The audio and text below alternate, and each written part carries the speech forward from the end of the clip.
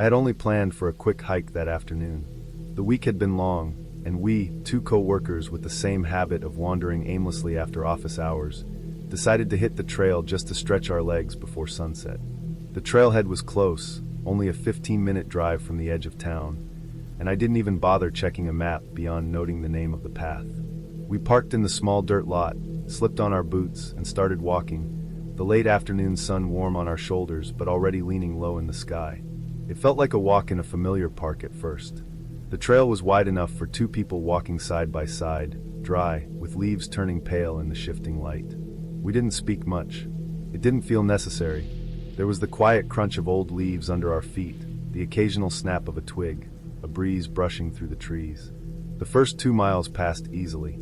The trail wound gently uphill, then leveled off into a shaded section where the sun barely touched the ground. Light flickered between branches, golden and slow, shifting with the slight sway of the trees.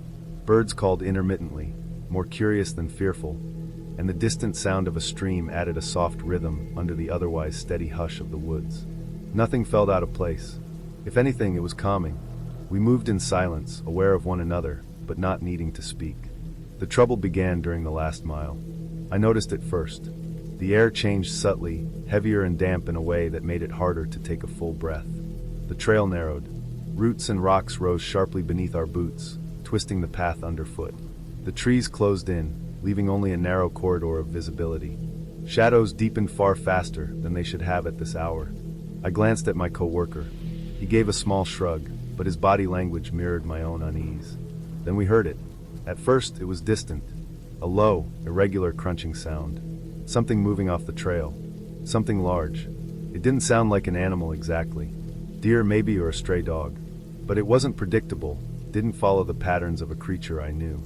The brush cracked as if something heavy passed through, then paused, then rustled again. The noise never approached close enough to see. It stayed just beyond the trees, circling, swaying, moving with purpose. Each pause and resume of the sound made my heart beat faster. We slowed, not deliberately but instinctively. Every step sounded louder than it should have. The trail seemed to stretch longer with each footfall. The last mile became impossible to measure against our memory of the first 3. Every turn we expected to see markers, the familiar white rectangles, but they were missing or worse, pointing the wrong way. At one bend, the arrow pointed back toward the parking lot, though we had been walking deeper into the woods. We ignored it. We didn't trust it. Our instincts told us to keep following the path as it felt natural, though the natural feeling was slipping under the strain of tension. The sounds followed. Every few moments, the brush would crack, leaves would scatter. Something was always moving, maintaining distance but refusing to reveal itself. The more we walked, the more the air seemed to press in. Our pace increased without words. My legs burned from exertion. I didn't think we'd had to make on such a short hike. The light dimmed into something almost gray, though the sun should have lingered. Shadows pressed across the trail, but not like shadows cast by the trees. They felt thick, layered, persistent. We passed areas where the ground was broken, torn apart by erosion or fallen branches. One place had a half-collapsed section of trail that dropped sharply into a shallow gully. I could feel my boots slide on loose soil as I navigated around it. My co-worker stayed close, one step behind, silent and alert. Each of us was aware of the other, but our awareness extended beyond familiarity. It was survival awareness, heightened, precise. At one point, I thought I saw movement between 2 trees. A shadow, darker than the surrounding dimness, shifting quickly and disappearing. I caught my breath, but my co-worker didn't react. I guessed he saw it too but said nothing. There was no logic left in the trail. Markers that had once been reliable were now reversed, pointing wrong directions, confusing what I thought I knew about left and right. Our memory of the turns we had made earlier seemed to betray us. We stopped briefly to orient ourselves, backs pressed against tree trunks, eyes scanning the narrow corridor. There was no sound except the rustle of leaves, but that's when I realized even the sound had changed. The air carried a distant cadence, irregular, like something large was testing its steps against ours. We moved again, slower this time, deliberately, sensing the unbroken tension of the woods. It felt like the last mile had been stretched by hours. Every step forward, the underbrush seemed to close a little more. Every bend seemed to lead into the same oppressive tunnel of trees. The clicking and crunching of distant movement followed us, never consistent, always on the edges of sight, always keeping pace. I tried to ignore the fear building in my chest, tried to focus on the physicality of hiking, the lift of the boot, the extension of the leg, the grip of the foot against stone and root.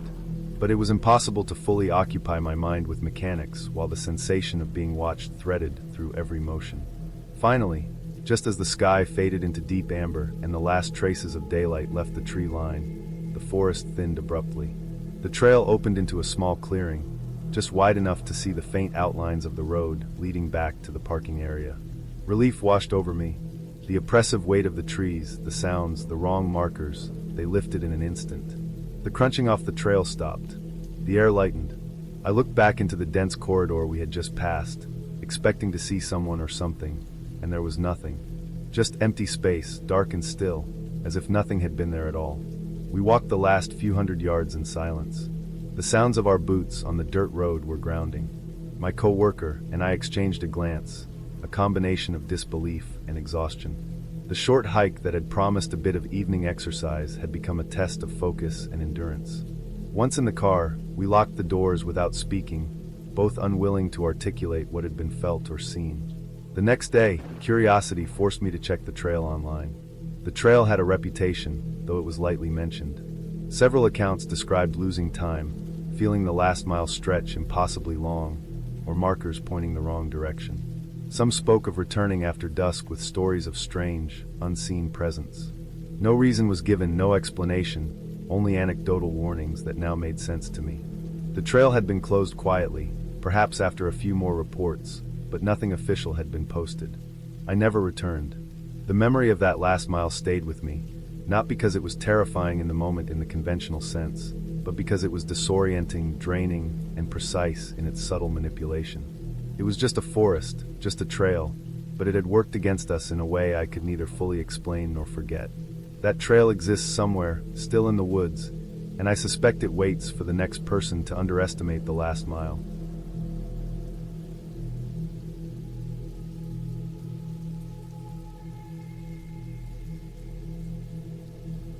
I remember that morning clearly, even years later, because it carried a weight that stayed with me.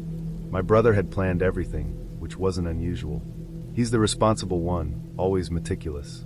He printed maps days in advance, checked the weather multiple times, and made a list of gear. I trusted him. We were aiming to catch sunrise from a summit in the Rockies, somewhere high, but I never pressed him for the exact peak. That wasn't part of the experience. The goal was the climb itself, the quiet before dawn, the view when the sun crested the ridgeline. We started hiking while it was still dark, headlamps cutting thin beams through the forest. The air was cold and dry, the kind that bites at your lungs if you inhale too quickly. I could hear the distant drip of water from frozen snowmelt and the faint rustle of wind through pines. The trail was well worn at first, clear, marked by the occasional cairn. My brother led the way steadily, breathing measured, careful. I followed, feeling the rhythm of the climb in my legs, the slow burn under my boots. The headlamps illuminated patches of frost on moss, and the faint glitter of ice crystals on branches caught the light. There was nothing else around, and the stillness was complete except for our steps and breaths. By the time we reached what I assumed was the summit, the sky was lightening, a slow gradient from navy to pale gold. The air thinned, carrying that sharp, metallic scent that always comes with altitude. But the view hit me oddly. It didn't match the maps, the topo lines my brother had printed. Trees crowded the ridge in ways they shouldn't have. The valleys below were cut at wrong angles, shadows falling in directions that didn't make sense. The sun was rising behind something I didn't recognize, casting long fingers of light through branches in the wrong direction. My brother's face, usually so confident, tightened. He scanned the horizon and frowned. I felt it immediately, the quiet flicker of unease, though neither of us spoke. The trail cairns were perfect, freshly stacked, pointing to the next segment. It was hard not to follow them. They looked intentional, the way someone had arranged them yesterday, or even that morning. My brother insisted we must have overshot, that the summit we aimed for wasn't this one. I wanted to argue, but I felt the same doubt creeping into me. The air around the ridge felt different than the parts we'd hiked before, heavier somehow, almost damp with age, though nothing looked wet. The silence pressed in. It wasn't empty. It felt like it had been holding itself in place for years, untouched, patient. Every snap of a twig underfoot seemed loud, too loud. We descended along the cairns, trusting them despite the unease. The terrain shifted abruptly. Trees grew closer together, their trunks thicker, their branches tangled. The light filtering through the canopy dimmed, and shadows seemed to stretch unnaturally. Rocks jutted out at angles that made footing precarious. My boots slipped on loose soil, and I had to stop to brace myself several times. My brother was calm, methodical, but I noticed him checking the map more often now, fingers brushing over lines he had memorized. Then it happened. Ahead, I thought I heard my brother's voice, faint, calling my name. Clear and casual, not shouted. My heart jumped. I spun around, but he was standing right there beside me, his face pale in the dim morning light. My steps faltered. I scanned the forest, searching for someone, anyone, but there was nothing. Only the faint hiss of wind through the needles, and the ever-present, heavy silence. We pressed on, trying to rationalize it. The terrain deteriorated quickly. The cairns disappeared entirely, leaving only the raw forest. It felt like walking into a place that wasn't meant for people. Deadfall blocked easy paths, underbrush scratched at our legs and faces, and every turn seemed to loop back into denser growth. I became aware of the smell of damp earth and decaying vegetation, stronger than normal, almost cloying. My boots sank into soft soil that seemed older than it should have been. My brother led the way, but he was quieter now, methodical but cautious. I followed closely, afraid to fall behind, every nerve alert. We found a patch of snow halfway down an unfamiliar slope, and that became our marker. With the cairns gone and the forest closing in, we decided to follow the snow downhill. The slope was steep, and the snow underfoot was thin but slick. One misstep could have sent us sliding into something worse, rocks or fallen logs, and I was constantly checking my balance, testing each step. The light continued to shift, strange in the dense canopy, and every sound, branch breaking, rock rolling, made me jump. My brother moved ahead with precision, every step calculated. We didn't speak after that. Words felt useless, or perhaps dangerous, in that place. I kept my eyes on him, studying his movements, the way he adjusted his pack or shifted his footing. I noticed the tension in his shoulders, the tight grip on his trekking poles. The forest around us felt like a separate world, the kind of place that existed outside normal time, where human patterns had no purchase. Hours passed, though I had no way to tell. The forest thinned slightly, and we found a faint path, maybe old, maybe never used, cutting down through the trees. It wasn't marked, but it was solid enough to follow. Eventually, we hit a clear stream and followed it downhill. The sound of running water was relief itself. Our legs were exhausted, muscles trembling, but the presence of water and the sight of daylight filtering more evenly through the trees brought a kind of clarity. By late afternoon, we emerged onto a larger trail, one I recognized from before, worn and used, leading back toward the road and civilization. My brother slumped against a tree for a moment, brushing dirt from his sleeves. I felt the tension in my own body unwind slowly, each breath easing the tightness in my chest. We didn't speak about what had happened on the ridge. The wrong summit, the impossible cairns, the voice calling my name. It felt unnecessary. We were alive, and that was enough explanation. When we finally reached the car, the sun was low, the sky turning muted shades of orange and pink. I sat in silence as my brother packed the gear. There was no triumph in reaching the summit, no sense of accomplishment. Only a slow, careful relief, the kind that comes from surviving something that isn't dramatic or violent, but quietly wrong in ways you can't unsee. I remember feeling the weight of the forest lift when the engine started, the sound of the road beneath tires like a small promise of normalcy. That hike stayed with me. I still think about the wrong summit, the forest that wasn't on any map, the way the air and the light and the silence carried a history I couldn't touch. It wasn't frightening in a simple way, no shadows moving unnaturally or monsters hiding behind trees. It was the subtle, insistent wrongness of a place that shouldn't have been visited, a reminder of how small and unprepared we are in the face of land that holds its own memory. I never returned to that peak, and I don't plan to. The trail to the right summit was never the point. The memory of the wrong one, and what it taught me about caution and awareness, is the only thing I carry.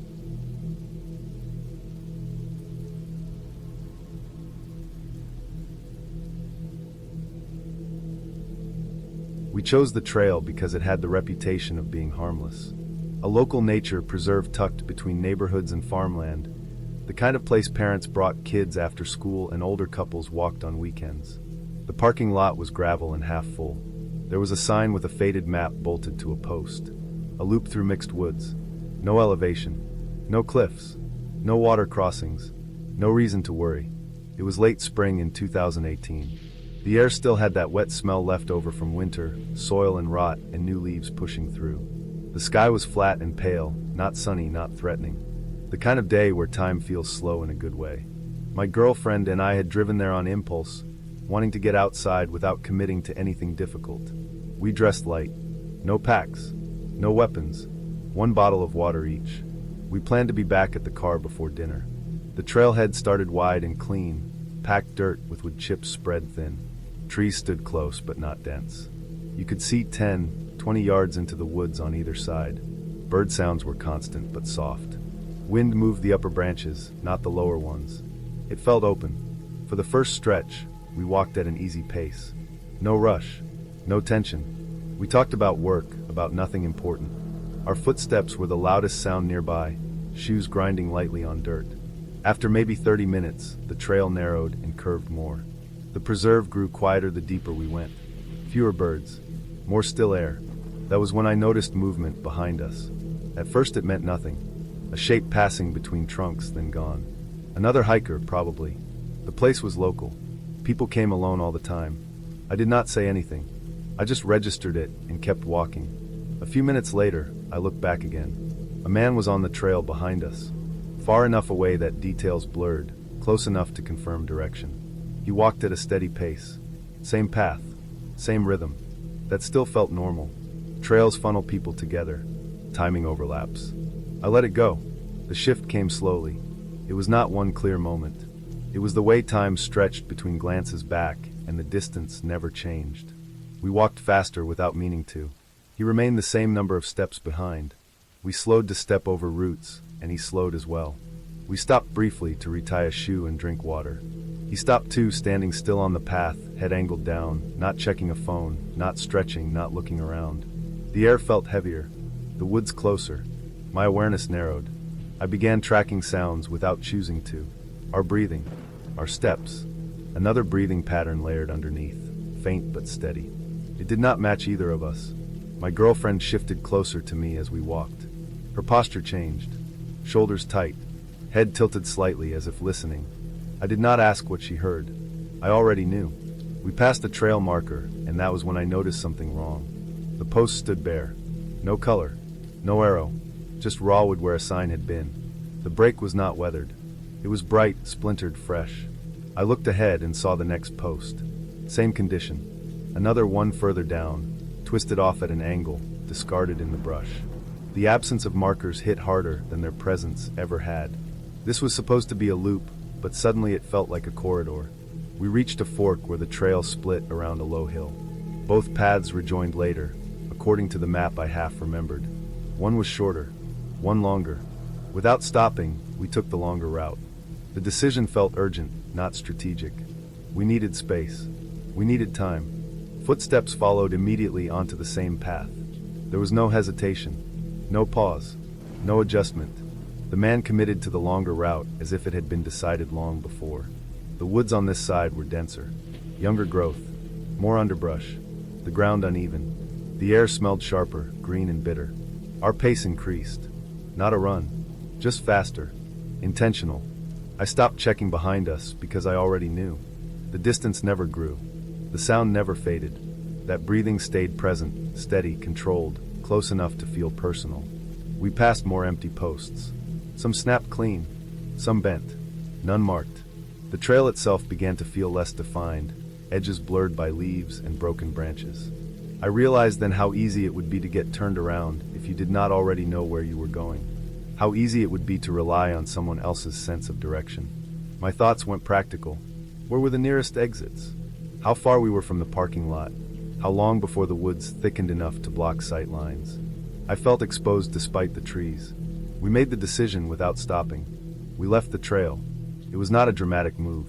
No crash through branches. We simply angled off, pushing through low brush and saplings, stepping over fallen limbs, forcing our way toward what looked like lighter space ahead. The ground scratched our legs. Leaves stuck to our clothes. The sounds of the trail vanished behind us. We moved fast, careless, focused only on distance. After several minutes, the forest thinned and a strip of gravel appeared through the trees. A narrow service road ran parallel to the preserve, barely wide enough for a truck. No traffic, no people, but open. We stepped out onto it and kept going, following it away from the woods until our breathing slowed and the tension drained just enough to think clearly again. When I turned back, I saw him. He stood at the edge of the trees where the trail should have met the road. Not hidden, not advancing, just standing there. His posture was upright, balanced, patient. His clothes were ordinary, his face unremarkable. What stayed with me was his stillness. He did not look confused. He did not scan the road. He did not react to our presence in the open. He stared at the empty space where the trail ended, as if something had been taken from him. As if the path itself mattered more than we did. He stayed there until we disappeared down the road. We did not return the same way. We followed the service road until it curved back toward the parking lot, staying visible the entire time. When the car came into view, relief did not hit all at once. It arrived in pieces. The sound of gravel under tires from a passing vehicle. The sight of other people loading strollers and dogs. Normal movement. Noise. We drove away without speaking. The quiet felt necessary. Later, we talked through it carefully, reconstructing each moment. There were no gaps. No exaggerations. Everything lined up. The removed markers. The pacing. The following. The choice at the fork. We reported it to the preserve office. They thanked us and said they would check the signage.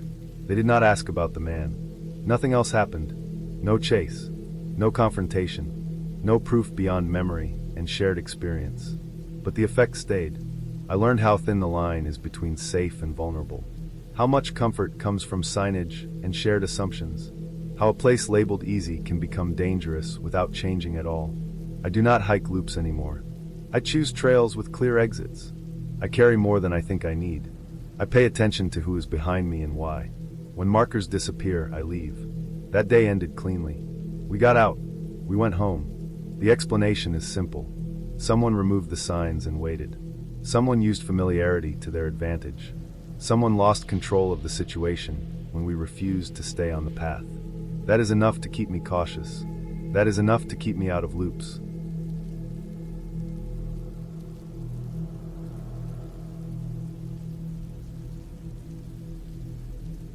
I quit drinking in the spring of 2011 and found myself with long mornings and no place to put the pressure that had been living in my chest for years. I needed something that hurt without wrecking me. I needed effort, cold air, rules I could follow. Hiking had always done that. It gave pain a purpose and silence a shape. That was how I ended up driving east into the Blue Mountains alone, before sunrise, with a thermos of coffee and gear that looked better than it worked. I chose a place I had not been to in years. It was not on any map I owned. It did not have a trailhead sign or a register box. It was an old switchback cut into a steep face of blue-gray shale, carved decades earlier by ranchers moving cattle down into winter pasture. I had used it once in my 20s, back when I drank and trusted memory more than planning. The path had stayed with me because it felt secret, because it demanded attention, because it punished mistakes. The morning was colder than forecast. Frost still clung to the grass along the ridge when I parked my truck. The air smelled metallic and clean, the way it does before the sun has warmed anything. I layered up, shouldered my pack, and started down from the ridge toward where the switchbacks dropped into the slope. The land opened wide around me. Rolling timbered hills folded into deep cuts where water ran seasonally. Everything looked stable and old. Once I dropped below the ridge, the quiet settled in. It was not the normal quiet of early morning. There were no birds, no insects, no wind pushing the grass. My boots sounded loud against the stone. Each step scraped and slid. The shale shifted under my soles in a way I did not like. My boots were wrong for it. The tread was worn smooth from pavement and dirt trails. I adjusted my pace, planting my feet carefully, letting my weight settle before committing. The switchbacks appeared the way I remembered them, thin and angled, carved into the face of the slope like scars. They were not maintained. Grass had crept over the edges in places. Loose rock filled the corners where hooves had churned it up years ago. I followed the line as it zigzagged down, my calves burning from the constant adjustment. The sun rose higher, but the slope stayed cold, shadowed by the ridge behind me. Around mid-morning, I noticed the first boot print. It sat clean in a patch of damp soil where snowmelt had pooled. The tread was deep and sharp, much fresher than mine. I stopped and studied it. It was not a cattle print, not an old mark. It was a human boot, and it was heading uphill. That alone did not bother me. The blue sea hunters, ranch hands, hikers who prefer quiet. What caught my attention was the spacing. The stride was long, longer than mine. The angle suggested speed. Whoever had made it was moving fast uphill on loose shale, without hesitation. That took confidence or urgency. I told myself it was a local who knew the slope better than I did. I kept going. The prints appeared again farther down, then again, always angled uphill, always moving with purpose. I never saw the person. The trail folded in on itself, and the slope hid everything above and below. The silence stayed complete. My breathing sounded harsh in my ears. By midday the sun had warmed the air enough that I shed a layer. The smell reached me before I understood it. It was rotten and sweet at the same time. Wet hide left too long in the heat. It came in waves, stronger in some stretches, gone in others. I thought of a dead animal caught somewhere below, maybe a deer that had fallen and broken a leg. The smell followed the trail, which made less sense. I slowed down. The shale shifted with a hollow knock under my boots. Then I heard another sound, faint but clear. Two rocks touching, then separating. Not the sound of a slide. Not random. It happened uphill, out of sight. A single knock, then another, spaced apart. I stopped and listened. The sound came again, closer. Stone placed against stone. I could picture it without wanting to. Someone adjusting footing. Someone testing stability. I told myself that whoever it was would appear soon, that the slope would open and I would see a jacket, a hat, a face. Nothing moved above me. I turned around to check the prints behind me. The section of trail I had just walked looked clean. The soil was smooth. My own boot marks were faint, half erased by falling grit. The other prints were gone, not covered by a slide, not blurred by wind, gone as if they had never been there. That was when the pressure returned, sharp and physical. My mouth went dry. My heart rate spiked without effort. I stood still and forced myself to breathe evenly. Panic was not useful. I ran through explanations. The soil varied. The light changed. I had imagined the earlier prints. Memory fills gaps when it wants to. I started moving again, slower now, scanning the slope above and below with each switchback. The smell grew stronger in places, thick enough to taste. My legs burned. My hands stayed cold despite the sun. The rock knocks continued, always uphill, always just out of sight. They never came from below. At one turn, the trail narrowed to less than a foot. The drop below fell away steep and unforgiving. I placed my foot carefully and felt the shale shift. A rock dislodged and skittered down the slope, clattering until it vanished into brush. Almost immediately, a knock sounded above me. A response. My stomach tightened. I did not run. Running on that slope would have been reckless.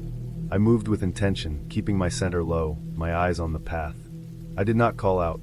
Sound felt like a mistake. I focused on the mechanics of movement, on the burn in my calves, on the count of my breaths. The switchbacks eventually leveled out into a narrow bench that cut across the face of the mountain. From there, a faint spur climbed back toward the ridge and the truck. That spur was not part of the cattle path. It was a shortcut I had taken years earlier, steep but direct. I took it without debate. The climb back up was brutal. Loose shale gave way under each step. My boots slipped. I used my hands where I had to, fingers scraping against cold stone. The smell faded as I climbed. The knock stopped. The silence returned, heavier than before. When I reached the ridge, the wind hit me full in the face. It carried the normal sounds of the high ground. Grass moving, distant birds. I did not stop. I walked fast toward the truck, scanning the open ground ahead. The parking area was empty. My truck sat where I had left it, dusted with pale dirt. Relief hit hard enough to make my hands shake. I reached for the passenger door, to toss my pack inside, and froze. There was dried mud on the handle. It had been smeared by a hand, fingers dragged downward. The mark sat higher than my shoulder, too high to be accidental. The mud was dry, cracked at the edges. It had been there for hours. I stepped back and looked at the truck as a whole. There were no other marks. No damage. Just that one smear. The rational part of my mind went to explanations. A ranch hand leaning while taking a break. Someone steadying themselves. Someone taller than me passing by. The timeline did not fit. I had been gone all day. The parking area had been empty when I arrived. I loaded my gear, got in, and locked the doors. My hands shook on the wheel as I drove away. I did not stop until I reached the highway. Only then did my breathing slow. In the weeks that followed, I replayed the day in detail. I read about the area. I talked to people who knew the land. There were no reports of anything unusual. Ranchers moved cattle through there seasonally. Hunters cut across unofficial paths. People did strange things in quiet places. The explanation that settled made sense without comfort. Someone had been using the old trail regularly. Someone who moved fast on shale. Someone who did not want to be seen. The rock knocks were not signals meant for me. They were habit. The erased prints came from moving carefully, brushing the trail clean on the way down. A practice used by people who did not want tracks followed. The smell came from working close to animals, from hides and blood and sweat carried into cold places. The mud on the handle came last in my thinking. It was the simplest part. Someone had reached my truck before I returned. Someone had leaned on it, waited, tested a boundary, then decided against something when I did not appear on schedule. When I came back early, they were already gone. I never went back to that slope. I found other hikes, mapped ones with clear lines and other people around. I stayed sober. I learned that clean pain does not require isolation, and silence is not always empty. I still dream about the switchbacks. In the dreams, my boots slip, the rocks knock together above me, and the trail behind me smooths itself away. When I wake up, the pressure fades, and the room is quiet in a way I can trust.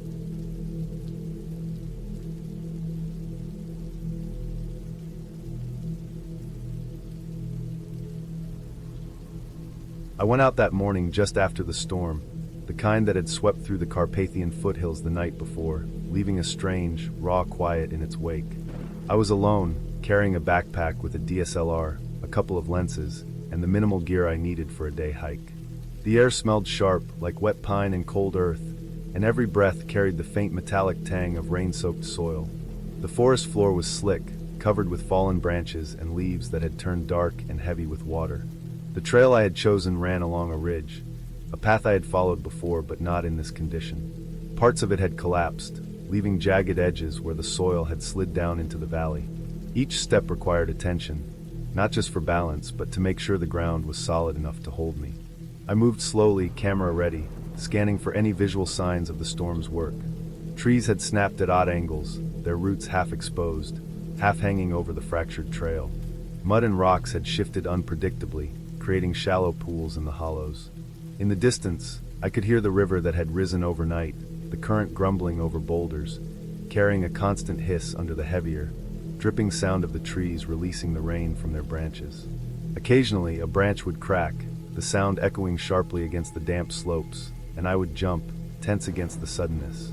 The trail narrowed as I gained elevation. I was careful with each footstep, testing rocks and roots for stability before committing my weight. My boots sank into mud at times, sending a shiver up my leg as I adjusted to regain balance. The forest around me was densely packed, trees leaning toward the trail as if pushed by the wind, their leaves still shaking in residual motion. My eyes caught every shift in shadow, every flicker of movement among the trunks, because in a place like this, anything moving could be an animal, or something less predictable. I noticed the clicking sound first when I paused to photograph a landslide that had scraped the hillside clean of undergrowth. It was subtle, almost drowned out by the dripping water, but it was rhythmic, deliberate, like someone tapping stones together just beyond the line of sight. I froze, trying to locate it, and the forest seemed to tighten around me, narrowing my peripheral vision to the narrow strip of the trail ahead. Every instinct told me to move carefully to remain aware. I adjusted my camera strap and kept walking, telling myself it might just be the storm shifting loose debris. The sound stayed with me, steady and soft, following the pattern of the trail as I walked, never quite close enough to identify, yet never fading. I pressed on, trying to focus on the photography. Fallen trees provided frames, broken branches scattered like abstract sculptures, mudslides revealing layers of clay and rock. I crouched, aiming for a low-angle shot of a tree that had fallen across a small ravine, its roots tangled in the air. That's when I noticed movement just through the line of trees to my right.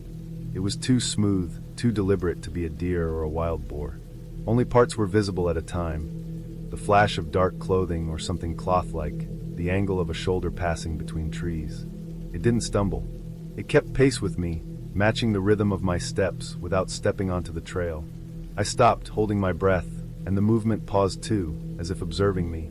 Then it resumed, slightly offset from my position, but always in sight through the gaps in the foliage.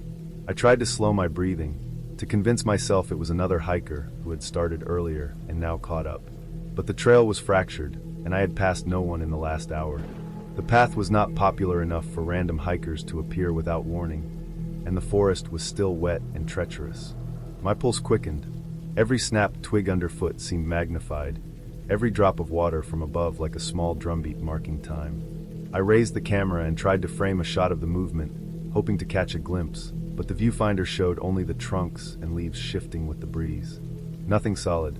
The clicking sound followed, the pace matched to my own steps now, not random but carefully aligned. The trail grew more unstable as I continued along the ridge. Sections had washed out entirely, leaving narrow paths along exposed soil, roots clawing for grip. I moved cautiously, one hand on my pack for balance, the other adjusting the camera strap. The shadowy figure, or whatever it was, kept pace beside me, never fully revealed, always a fragment of movement, always slipping between the trees. My eyes flicked back constantly, heart hammering. I told myself not to panic, not to make sudden movements, just to keep moving until I reached the trailhead. The final stretch descended gradually, though the mud made each step treacherous. I was exhausted, muscles burning, every sense sharpened. The clicking grew fainter, finally disappearing as I stepped onto the more solid path leading to the parking area. Relief washed over me, but only briefly. When I checked my camera, the battery read empty, even though it had been fully charged just an hour earlier. My stomach sank. I scrolled through the images, hoping for some rational explanation. Most of the photos were of the trail, the landslides, the broken trees. Then one image appeared at the end that I had not taken. It was a frame showing the ridge ahead, the collapsed path, and in the corner a dark blur, almost vertical, featureless, but unmistakably there. Not a shadow cast by a tree, not a misfire of light. It was positioned exactly where I had glimpsed movement earlier. I stared at it, hands trembling, trying to rationalize. The camera had not fired the shutter. There was no way this image should exist. My rational mind wrestled for explanations. A malfunction, an anomaly in the memory card, an accidental press of the button. Nothing fit. I packed up quickly, leaving the ridge behind. The forest around me seemed heavier now, the silence no longer peaceful but alerting, as if the trees themselves were aware of something I had not seen. The walk down to the trailhead felt longer than the ascent, every step careful, every sound analyzed. My mind cycled through the images, the clicking, the movement, the impossible photograph. When I finally reached the car, the sun was low in the sky, casting long shadows over the hillside. I sat inside for a long moment, breathing heavily, chest tight. I left the forest without looking back. The clicking sound, the movement, and the unexplained photo stayed with me for hours. The image remains on my camera, a small, silent record of the ridge that I cannot explain, proof of something I didn't fully see, but knew had followed me.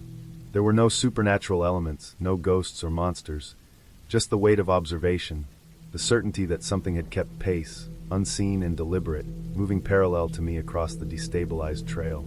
The storm had passed, the forest had settled, but the ridge had not entirely released me. The experience stayed in my mind for days afterward. I revisited the photos, compared them with the trail map, and even returned later with a fully charged camera, hoping to understand, to find rational patterns. The ridge was quiet then, the trail collapsed as before, but nothing followed. Whatever had been there was gone, leaving only memory and evidence in a single, impossible photograph. It was a reminder of how precise and quiet something, or someone, can move, and how quickly an ordinary day can tilt into unease when the forest itself seems to watch. I still go back to photograph storm damage occasionally, but I avoid that ridge now. Every time I remember the clicking, the glimpse through the trees, I feel the slow, deliberate pace of something moving beside me. It was not supernatural, not a hallucination, just a presence I could not identify. The camera caught what my eyes never fully saw, and in that, I found the clarity to accept it. The forest holds more than just fallen trees, and even after a storm, even in plain daylight, something can follow, silent and precise, until you are safely off the ridge.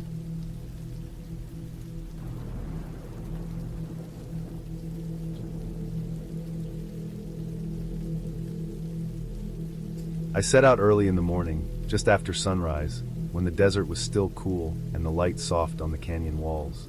The air smelled faintly of dust and sage, sharp but dry.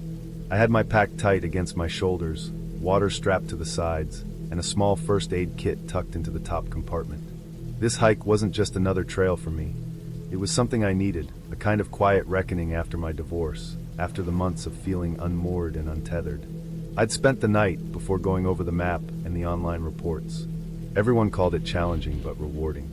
They mentioned the climb, the switchbacks, the final views of the canyon floor. I liked thinking I was prepared. I liked thinking I could handle more than I usually gave myself credit for. The first 2 miles were easy enough, the path a mix of packed sand and small stones, winding under sheer red walls. My boots crunched against the ground, and I could feel my lungs adjusting to the heat that was building with the morning sun. By mile 3, the shadows of the canyon walls began to stretch across the trail in sharp, irregular lines. The silence felt denser here, the kind that presses against your ears, filling every space where sound should be.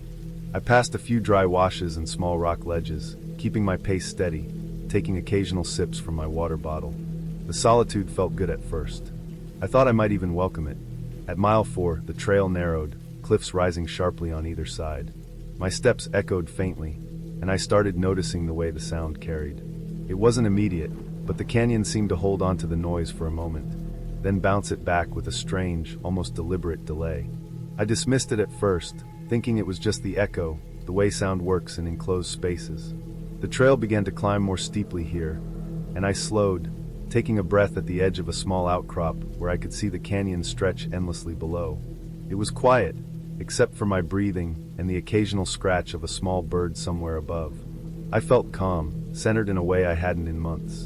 By mile 6, I came to a small alcove tucked into the side of the canyon. I froze before even stepping fully in, because there, laid out in a precise, almost ceremonial way, was a pile of shoes. Dozens of them. Hiking boots, sneakers, a few sandals, some small enough to be children's shoes, others clearly adult sizes. Sun-bleached and cracked, some with laces knotted neatly, others loose and frayed. They were arranged in a rough semicircle, like someone had put them there intentionally. There weren't any tracks around them, nothing to suggest who had brought them, or when they had been left. The desert wind shifted occasionally, whispering across the canyon floor, stirring dust around the edges of the shoes. I stepped back instinctively, my stomach tightening. I had no explanation. My mind tried to rationalize it.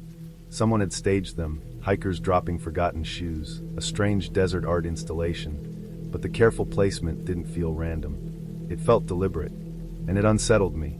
I took a few steps back and glanced up the trail, half expecting to see someone crouched behind a boulder, laughing at the startled expression on my face. No one. The canyon walls were empty. I tried to shake off the feeling, told myself I was overreacting. I kept moving slowly past the pile, but that's when it started, the footsteps. At first, I thought it was my imagination, the crunch of sand under my boots seeming louder than usual. Then I realized they were following me. Precise, measured, in rhythm with my own steps, but half a second behind. Every time I slowed, they slowed. When I stopped completely, there was a pause, and then the footsteps would stop too. My heart began to race, but I didn't want to look back. I told myself it was another hiker, maybe someone who had started early, trying to catch up.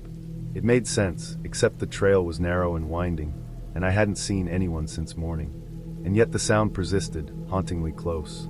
I forced myself to keep moving, the trail bending and climbing, my boots slipping on loose gravel. The temperature was climbing sharply now, the sun no longer cushioned by the canyon walls.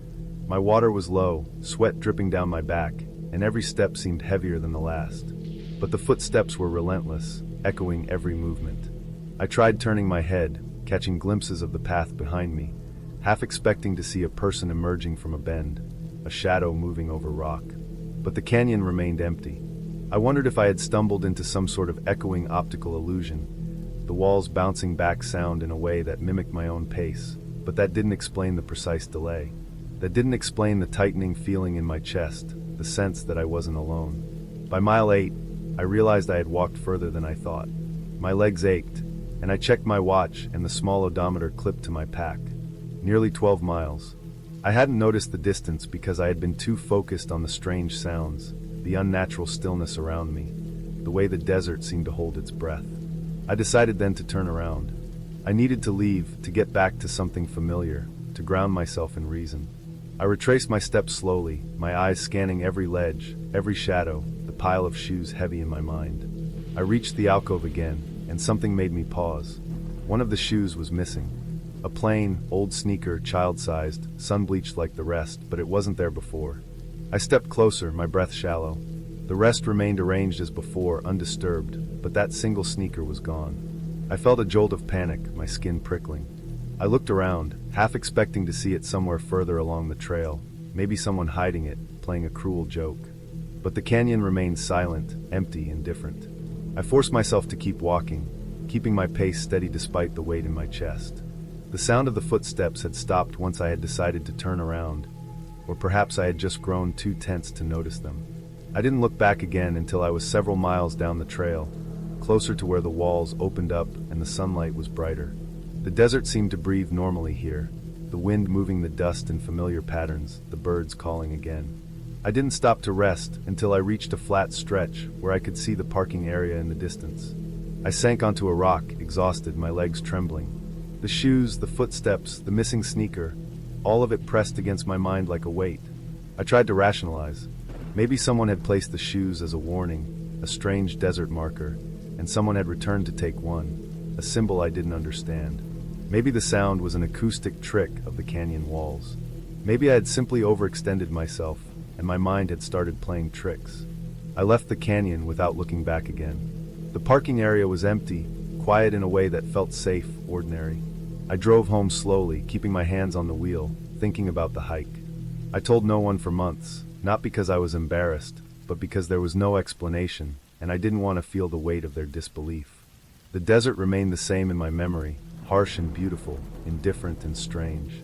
And the pile of shoes stayed with me, a small puzzle I never solved, reminder of how fragile certainty can be when you step alone into the world, even somewhere you thought you could measure and control.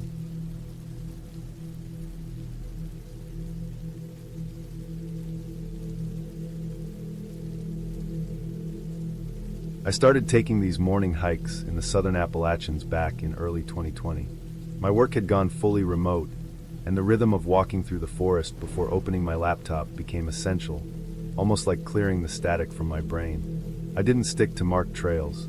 I liked to find quiet, overgrown Forest Service roads, the ones closed to vehicles, the ones that didn't appear on most maps and where the trees could press close without interruption. Maintenance Road 12 was one of those. It sloped into a narrow valley, steep in places, with a canopy of oak and pine that made the light dapple in shifting patches. No one drove here, no one hiked here regularly, and there was no cell signal. I liked that part most of all, the quiet isolation. I left my car just after sunrise. The air was crisp for late spring, a mix of damp leaf mold and pine resin. I followed the road down the first incline, boots crunching over gravel and loose dirt. The sound was satisfying, grounding, like I was the only one in the valley. Small streams of water from recent rains ran across the ruts, shallow but steady, and I leapt over them when possible, or stepped carefully to keep my footing.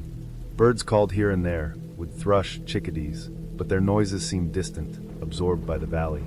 A breeze whispered through the leaves and branches, carrying smells of wet earth and wildflowers. The solitude made it easy to think, easy to organize the day before I logged in. About halfway down, the road narrowed further. Trees leaned in, their roots twisting along the edges, and the canopy thickened.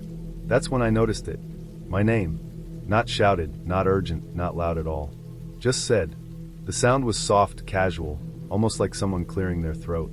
I froze, scanning the shadows between the trees. The voice came again, from a slightly different angle, as if circling behind me. I told myself it was probably birds. Jays can make startling, almost human noises, or maybe whine through a hollow log. I tried to continue walking. It came a third time, again from behind, the cadence of my name measured and slow. I answered without thinking, muttering, "Yeah," under my breath, and then silence. That was enough to make my stomach drop. I realized the air itself felt heavier, more deliberate, and my pulse picked up. The voice repeated what I had said, slightly wrong, drawn out like it was testing the sound. My brain refused to rationalize it immediately.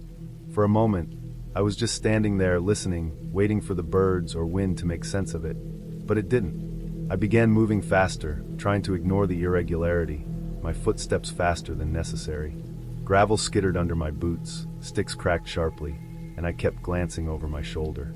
Each time I did, the trees seemed to press closer, the shadows lengthening unnaturally. Every time I passed a large rock or a cluster of saplings, I could swear something had shifted just slightly in my peripheral vision. I started to walk almost hunched, like the road itself was watching. My mind, normally calm during these hikes, started pulling up possibilities. An animal, a hunter, a prankster from a neighboring road. None of them fit. Hunters stick to clearings. Animals don't repeat your words. After what felt like 15 minutes of slow, tense walking, I jogged. Not a casual jog, but the kind where every muscle is tensed and your lungs burn in the chest. I kept looking back, trying to see someone, anything, but the valley was empty. The shadows of the trees shifted with the sun rising behind me, making every ridge and trunk look like a moving shape. My breath rattled, sharp and hot. The voice didn't follow me uphill, but its memory pressed on my mind like a weight. When I finally reached a flatter stretch near the top, I slowed, sweating, lungs heaving, and tried to gather myself. I pulled out my phone, still no signal, and checked the GPS. That's when it became disorienting. The track showed me standing almost perfectly still for 20 minutes on a stretch of the road, where I remembered moving constantly, passing bends and tree clusters. My pulse spiked again. I stared at the screen, trying to reconcile what my eyes had seen and what the GPS said. There were no gaps in the signal, no indications of errors, just that the line ran flat where I swore I had moved, where I had been jogging. I sat on a fallen log, sweating and shaking. I listened to the forest, letting the rustle of leaves and distant bird calls ground me. I told myself it had to be some sort of auditory illusion, maybe a trick of the morning air carrying sound in strange ways through the valley. Maybe I'd spaced out, said my own name under my breath without realizing, then my brain filled in the repetition. That explanation was plausible, but it didn't stop the chill running down my spine. After a while, I continued walking uphill slowly, boots crunching in rhythm, paying attention to every shadow and every sound. The sun climbed higher, cutting through the canopy, and with the light, the valley lost some of its oppressive feeling. The tracks on my GPS now matched my movement, and the quiet resumed its usual clarity. I stayed on the main road, ignoring any smaller paths that branched off, following the incline back toward my car. The forest returned to normal, the small birds flitting, the breeze in the leaves, the occasional smell of damp moss. The sense of being watched faded with the light. When I finally got back to the trailhead, I felt a strange relief. The gravel crunch under my boots sounded familiar, safe, like returning from somewhere that never should have felt unsafe. I sat on the hood of my car for a long time, letting my heart rate normalize and thinking over what had just happened. I could not explain it completely. No animals, no other people, no rational cause fit all the details, but I also knew the explanation had to exist. Perhaps some kind of sound reflection in the valley, a trick of acoustics I had never experienced. Perhaps a microburst of wind through hollow trunks, or an echo bouncing off a rock face in a way that made it sound like a voice. Maybe my brain had combined those elements with the fatigue of early morning movement. Whatever the cause, I didn't return to Maintenance Road 12 for months. When I did, it was during midday sunny, and I kept a constant pace, ears tuned, eyes scanning, boots firmly on gravel. The forest remained quiet, almost apologetic, as if acknowledging its earlier trick. I never heard my name again, but I also never left my senses unguarded there. I learned something that day about valleys and shadows, about how isolation can play tricks on perception, about how even familiar forests can feel strange in the right conditions. The experience stayed with me, but it never stopped me from hiking. It made me more careful, more observant, more respectful of the empty spaces that exist outside maps and signal. I returned many times after that, and each time, the forest felt entirely ordinary, alive in the way I had always loved. The only difference was the memory of hearing a voice echo back my own words in the quiet morning. A reminder that solitude can bend reality in ways you never expect, even in the most mundane, real, and grounded places.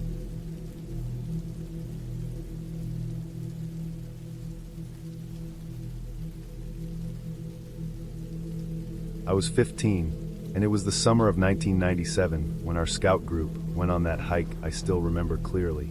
We were somewhere in the Pacific Northwest, a forested stretch that felt remote even before we started walking. The air was damp, heavy with the smell of wet moss and decaying leaves. I remember the sun was high, but the trees were so thick that most of it never touched the ground.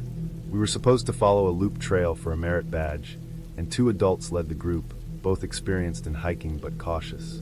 The map showed a clear path, and the hike was meant to be routine, something we'd done in other forests other summers, but this day felt different from the first step.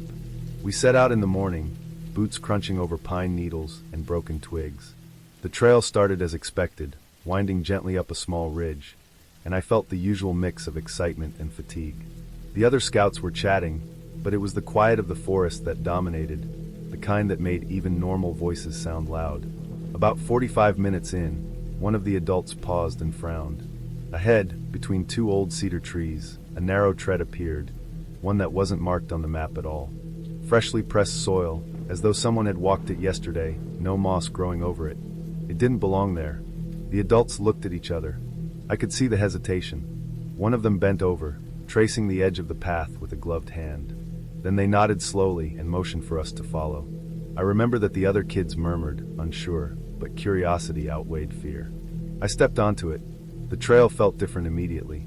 The forest on either side was older, denser.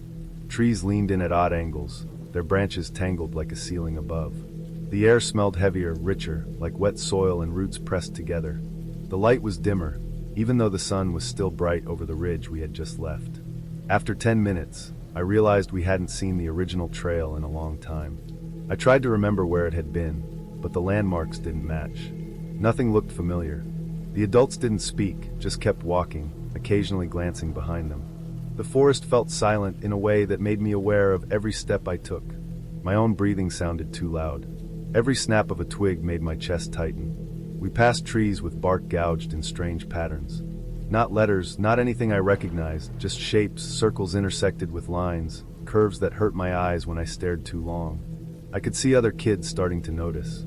One of them, a boy I knew from troop meetings, stopped and pressed his hands to his face, quietly sobbing. Nobody said anything, but his trembling made my stomach twist. The path continued, winding unnaturally. Every step felt heavier. The smell of wet soil turned more metallic. Small ferns bent under the weight of something invisible, or maybe it was just the wind, but it felt deliberate. The adults slowed, letting the group spread out. I found myself thinking about the last time we were on a hike that went wrong. The time someone twisted an ankle. The time we had gotten lost for hours in a lowland forest with no landmarks. I tried to steady myself, focusing on the sound of feet crunching and branches snapping. After what seemed like an hour, but was probably closer to 30 minutes, the trail opened into a clearing. I noticed immediately that it was perfectly square, almost unnatural in shape. There were no exits, just grass and ferns, surrounded by the same dense, old-growth forest. A few fallen logs were scattered around, but nothing else. I stopped at the edge, looking back.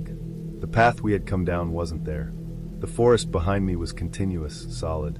I turned, hoping to see a trail leading out the other side, but there was nothing. Panic started to rise, though I tried to keep it under control. The adults were looking around too, but their faces didn't show alarm, just a kind of tense calculation. They motioned for us to move forward, but there was nowhere forward to go. We began to backtrack, carefully retracing our steps, stepping where we remembered the path being. After 10 minutes, it became clear that the trail behind us had vanished. The ground was uneven, roots and fallen branches everywhere, and there was no clear direction. We tried to go the way we thought we had come, but it was like the forest had swallowed the path. Every landmark I tried to identify seemed wrong. A tree I remembered on the left was now on the right. A boulder that had been near the path edge was gone. The forest itself felt heavier, older, and I could feel the cold dampness of it pressing down on me. Every step took effort, and even though it wasn't steep, I was exhausted. The other scouts were making small noises of frustration and fear. The boy who had cried earlier stayed close to one of the adults, shaking but silent now. Hours passed. The sun moved lower, filtered by the thick canopy, but the light didn't change much. Shadows didn't lengthen in the usual way. It felt like walking through a tunnel that refused to let you out. We had no choice but to bushwhack, pushing through ferns, sidestepping thick roots, crawling under fallen trees. At one point, I tripped on a hidden root and scraped my knee deeply. I tasted blood in my mouth when I wiped it on my sleeve, and my hands were torn by brambles. We all became quieter. Even the adults spoke less. It was the kind of silence that isn't peaceful, the kind that presses against your ears and makes your thoughts louder than you want them to be. I focused on my breathing, counting steps, trying to mark small victories, but the forest felt endless. Eventually, after what felt like hours but was probably closer to 2, we emerged onto the original trail. It was like stepping out of a haze. The sun was lower, warmer, and the air felt lighter. Nobody spoke immediately. The adults exchanged a glance, a brief, hard look that said more than any words could. They led us back slowly, deliberately, but without any attempt to explain. The boy who had cried earlier stayed close to me, still pale, still trembling, and I could see that none of the other scouts were fully recovered either. Our steps were careful, tentative, as if the forest might try to reclaim us again. We reached the parking lot as the sun dipped behind the trees, and I remember the smell of car exhaust and the sound of tires on gravel being a relief, almost alien after the forest. Nobody talked about the trail. On the drive home, the adults didn't bring it up, and neither did anyone else. I remember trying to ask one of them later, when we were changing into dry clothes, but they just shook their head and went on with packing up. I didn't press. The next week, life returned to normal. Scouts meetings, school, chores. But the memory never faded. I could still see the carvings, the way the air felt heavier in that hidden stretch, the way the boy had looked at me, wordless and terrified. Years later, I've hiked a lot more, even returned to that general area, and the forest is no longer unfamiliar. Paths are clear, maps match the trails, and I've never found anything like that sudden, fresh tread again. I've told a few people over the years, and the reaction is always skepticism or disbelief. But I know what I saw. I know what the forest felt like in that hour between paths, the air thick and close, the shadows wrong. The trail that wasn't there exists only in memory, and in memory, it is still as real as the ground beneath my boots that day. That day taught me that forests have edges you don't always see, and sometimes the land itself can feel alive in ways that make a person small and careful. I never went on another hike with that group. We never spoke of it again, and the memory of the forest remains private, a quiet, unnerving reminder of how thin the line is between a familiar path and nowhere at all.